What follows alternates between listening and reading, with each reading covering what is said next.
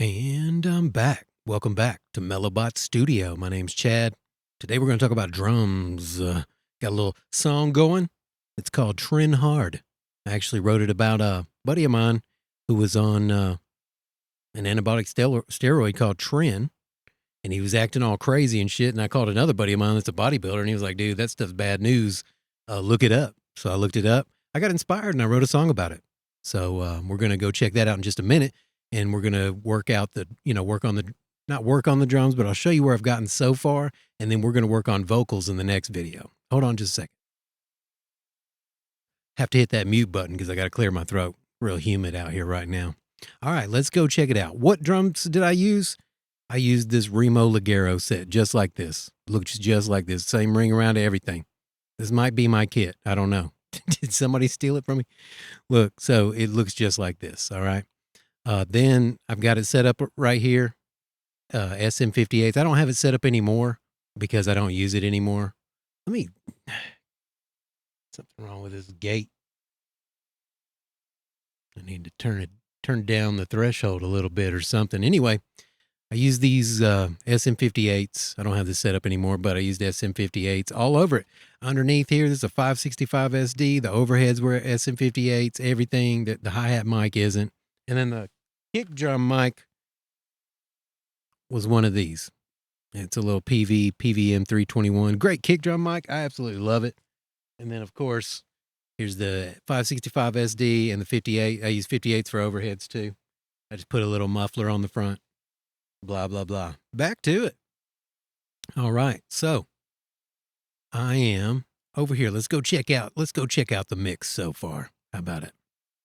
Make sure everything's turned down. All right. Is everything on? It may be loud, so that's what's up. Yeah.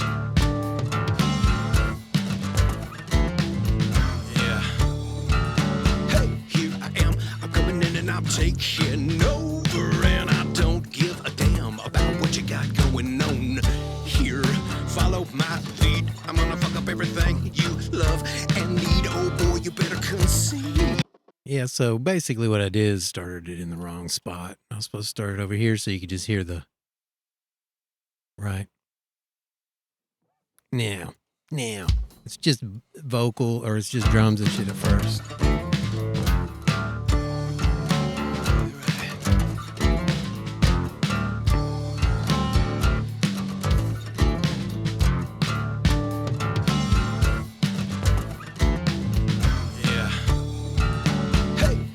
Those damn acoustics are strong. So basically what I've done here, let me mute the guitars and the vocals, right? So you can just hear the bass and the drums. Strong kick, right?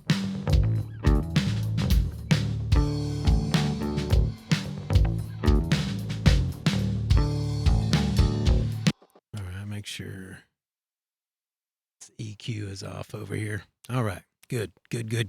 Everything's working out, folks. I promise. All right.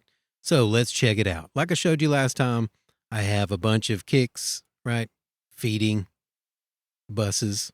All my things are feeding buses, kicks, snares over here, going out to sub 2, blah, blah, blah. All this stuff's behind the scenes. Whoa, pal.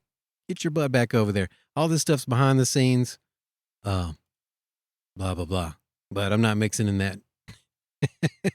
I'm mixing from here over 24 tracks, I think it is. And then out on the board, boom, I've got it down to a user layer. It's just this, and that's it. And in next video, we're going to work on vocals, but I just wanted to show you what I got so far on the drums and everything. So let's go back into Studio One. Basically, I've already mixed most of the drums, or not mixed, but let me explain what I've done here. Basically what I do, right? Now, I know you've heard a million times, oh, you pull everything up, you get all your balance right and your pan, and then you just go to mixing. Go to town, buddy. You got to mix all that. All that shit's blasting at you. Look, when I pull my shit up, sometimes I've recorded it so bad that it just sounds like a wall of noise. I don't even know where to start, right? So the people that tell you that are getting, mixes and audio from Sunset, studio, all these badass studios. So all they have to do is pull it up on their board and go, oh, cool, cool. Yeah, cool. Turn this down a little bit. Don't have to do much. Or, some of them are like, I don't even use compression sometimes. Of course not, because you recorded it well, right? Or it was recorded well before it got to you. So that's how most people like that are mixing when they're on their channels telling you this stuff. In reality, we're recording in shit like this with a drum kit like I just showed you, and it sounds like ass, and then you got to fix it. So what I do is I start off with each individual instrument, every single one, and this is where I'm at right now, is I get, like, say, the kick drum. I work it until it's the best sounding kick drum I can possibly get out of this kick drum. Then move to the next snare, best sounding snare, right? Then I bring it all up, because, why start a mix on some bullshit? Do I have a damn delay on or something?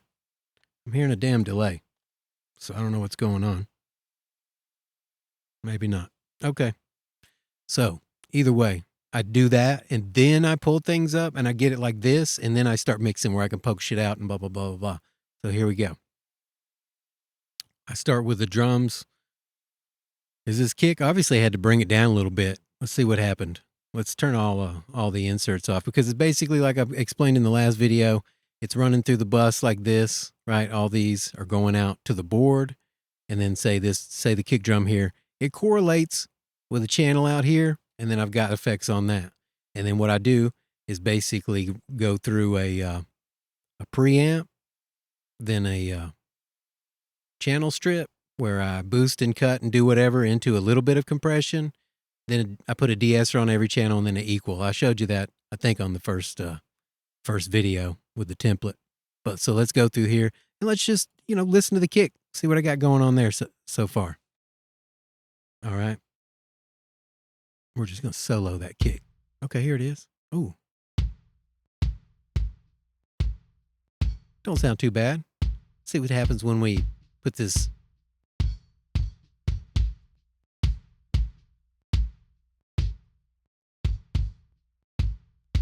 All right, pushes it forward a little bit. That's cool. That's cool. And what do we got? The channel strip. I love this channel strip. I absolutely love it.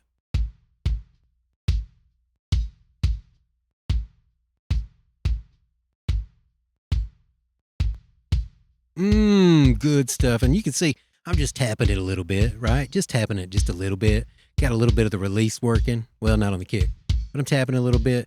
And then I go through the equal down here. And this is just a equalizer.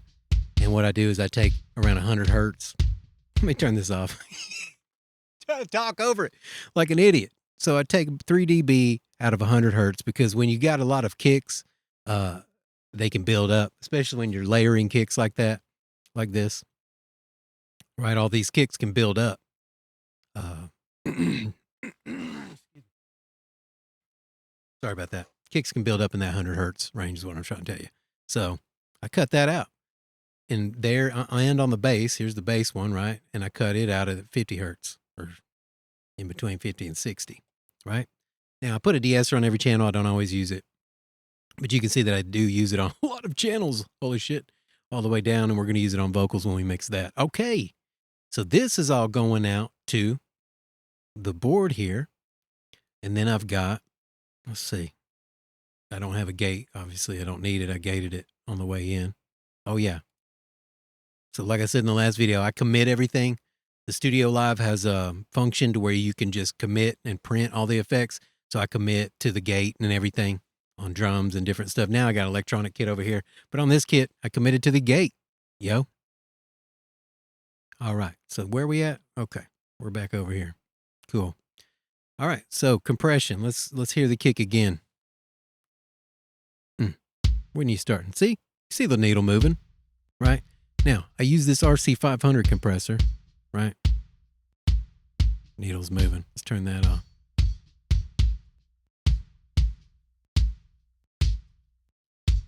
That sounds pretty good, actually.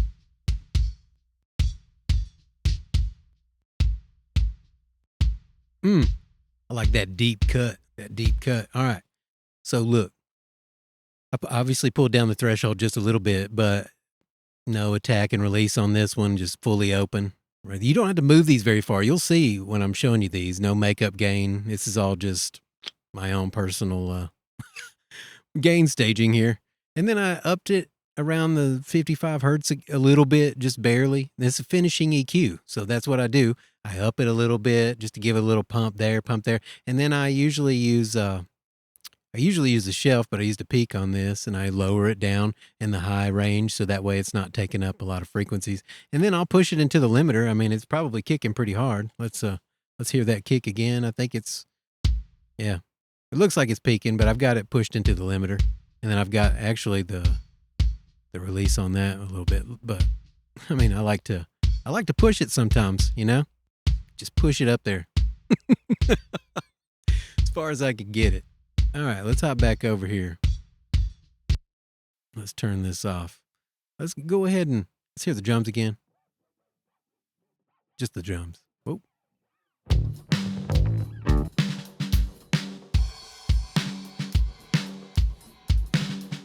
All right, let's look at this snare. Look, little 1073 action. Let's turn all these off. Little 1073 bypass.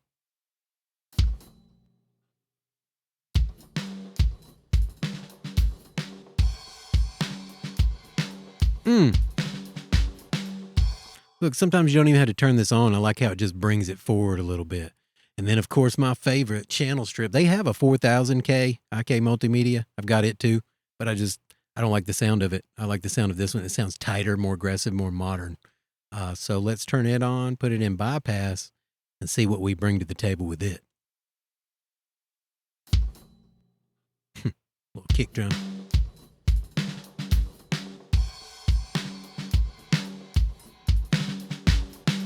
Oh, wait.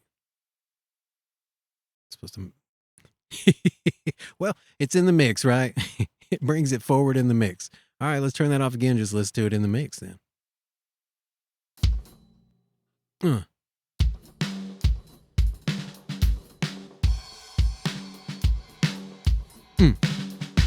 You see I'm tapping it just a little. I've moved the release up a little bit there too. Here comes the de-esser.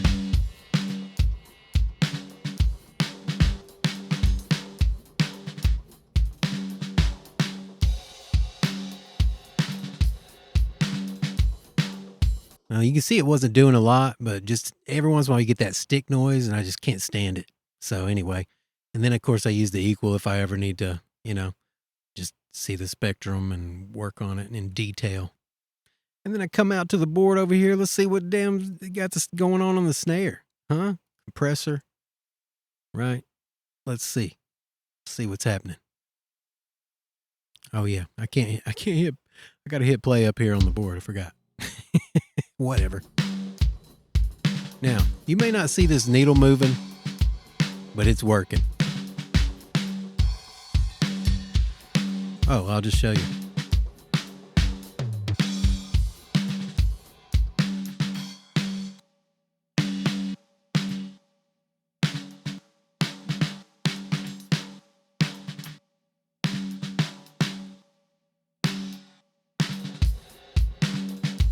So obviously those are peaking, but it doesn't matter. I got them shooting up into the limiter. But here's the thing. I'm just using 2 subtle compressors to make it sound better. And then of course on the equalization, this is finishing EQ. And oh man, I shot it up there on the shelf. I took it up, guys. Took it up. Look, pumped it up there. Where at? Where is this? Like 700, 800? Boom, man. Just pump that shit up. Pump that shit up. Low frequency peak for no reason. High frequency. Ooh, I use a high frequency shelf here. I shelved that shit up. Loving it. All right, let's look at this overheads. Here's the thing about the overheads. Sorry about that. Clearing my throat there. The overheads, right?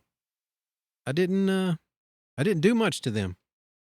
Just a de-esser in here, up here anyway. I didn't use the 1073.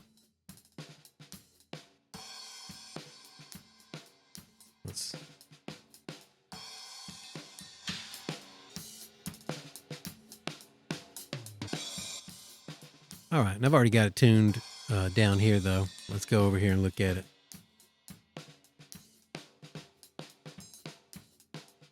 Oh shit, what did I use? EQ compression before EQ again.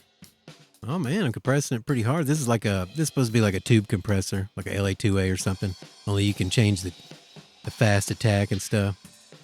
You can see it's compressing the shit out of it. Put them both in the middle. Not too bad.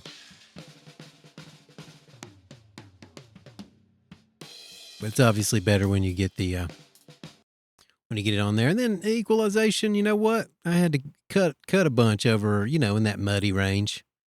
And then took up a little bit around the between 2 and 3K. Damn, I shelved it up. Oh, I didn't even shelf, just used a peak. Yeah, it's supposed to be a shelf, I'm sure, but whatever. Sometimes I ain't looking at it. And that's what's up on that. Okay, well, let's take that out of solo. And then de-esser on the rooms, I didn't do anything. Like I said, I commit. So on the rooms, I didn't do anything. This is the rooms. Oh, wait, let me solo.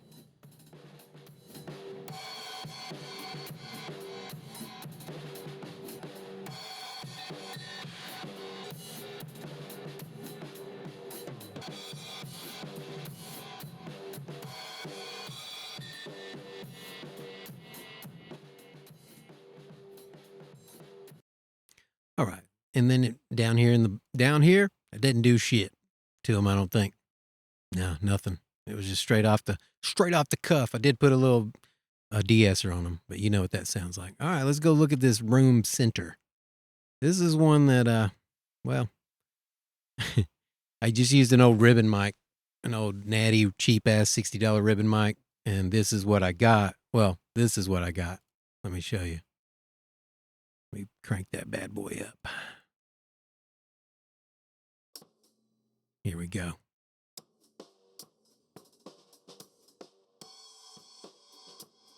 I got it turned down really low up there, but let's see, what all did I use? De-esser. De-essed it. Let's start at the de-esser.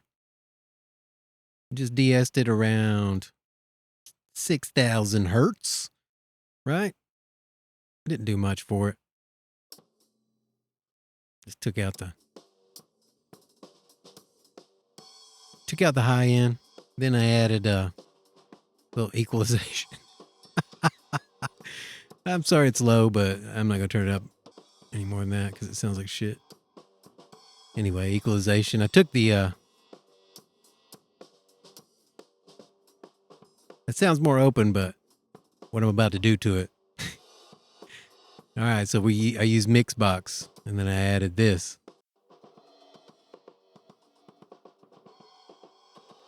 It's got a cassette tape and a digital delay on it. All right, then the very helpful and awesome red light. StudioOne, man.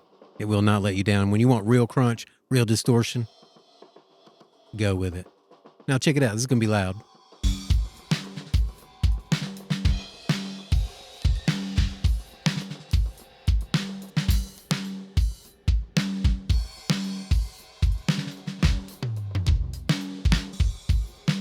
Now I learned that trick from Vance Powell, and I use it to just you add a little shuffle in there. You can't even hear it. Can't even hear it. Let's play it again. I mean, you can hear it right there. Won't be able to hear it in the song much. Listen with it with the bass. Now I've cut it out. I'm gonna add it back in.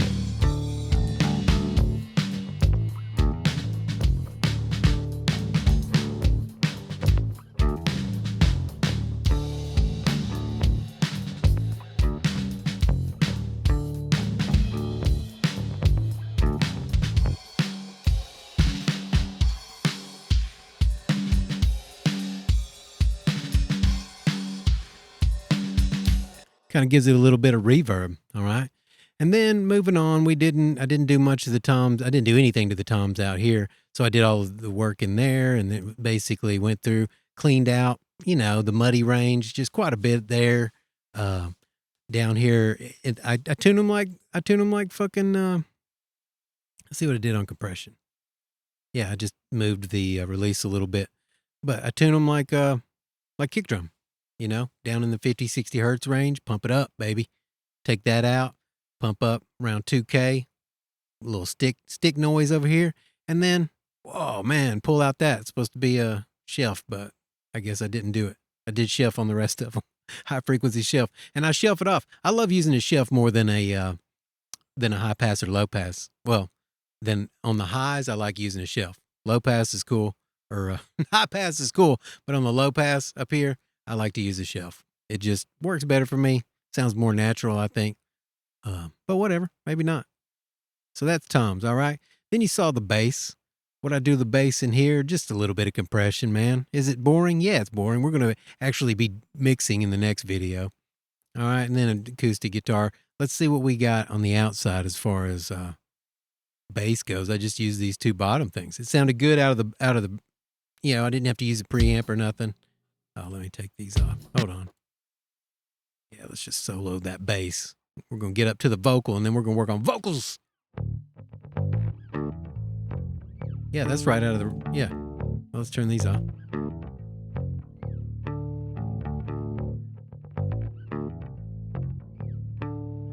All right, that's what we started with. And then, of course, I go down here, through here, take out that 55 hertz. Done. Let's do it.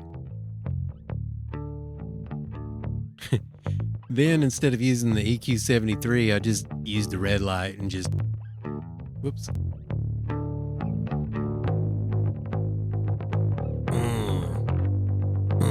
God, love that. And then, took it in here. Ooh, does it need more compression?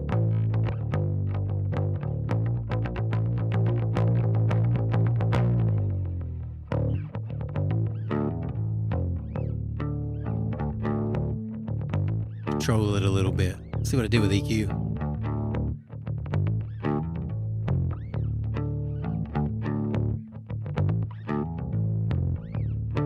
All right then. Let's go over here and look at the acoustic guitar. It sounds pretty okay on its own. Here it comes.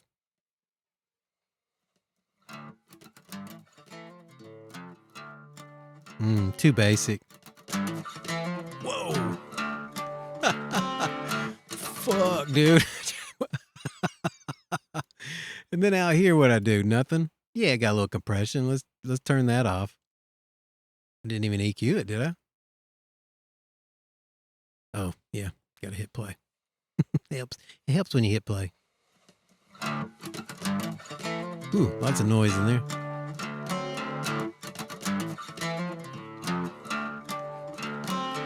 Damn. I don't even have the EQ on.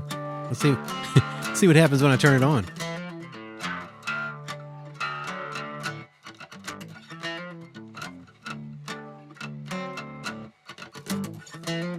Yeah. We're not done equalizing the acoustic yet, I guess. So that's what I'll do. I'll finish equalizing that before I go in tonight. And then we'll come in and work on these vocals. Now, check out the vocal. I don't have any of the backgrounds turned up, but I'll turn them up. I don't have anything EQ'd. What I normally go in is cut a lot of this out. And then, so it should, hold on.